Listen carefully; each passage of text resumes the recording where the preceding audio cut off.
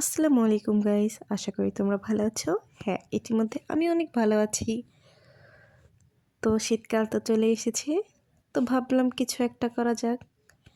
তো আজকের রেসিপিটা হচ্ছে বাঁধাকপির পকোড়া। চলুন কিভাবে বানাতে হয় আমরা দেখে নিই।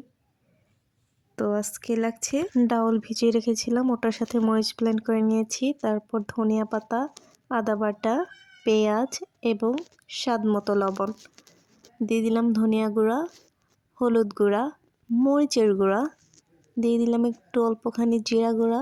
বাঁধাকপিগুলো ভালো করে কুচিয়ে নিয়েছিলাম, সেগুলো দিয়ে দেওয়ার পরে ভালো করে মেখে নিতে হবে, কারণ মাখানোর ভিতরে হচ্ছে আসল স্বাদ। তো ভালো করে মাখিয়ে নিয়েছি, এখন এগুলো ভেজে নিব। চলুন দেখে আসি কিভাবে ভাজতে হবে। প্রথমে ভালো করে তেলটা গরম করে নিয়েছি, এটা কিন্তু ডিপ ফ্রাই করতে হবে। তো তেলটা গরম করে নেওয়ার পরে ভালো করে আমরা পেঁয়াজের শেপে আমরা ভেজে নিব, যেমন ডিপ ফ্রাই করতে হবে, সেজন্য আমাদের আঁচটাও মিডিয়াম লো আছে পকোড়াগুলো ভেজে নিতে হবে।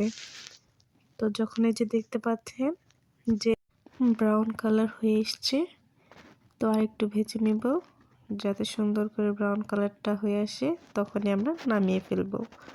তো এখন আমরা নামিয়ে ফেলবো। তো গাইস, কেমন লাগলো আমাদের এই বাঁধাকপির পকোড়াটা? আশা করি তোমাদের ভালো লেগেছে, তোমরাও বাসায় ট্রাই করবা। তো বন্ধুরা, আজকে এই পর্যন্তই। আল্লাহ হাফেজ।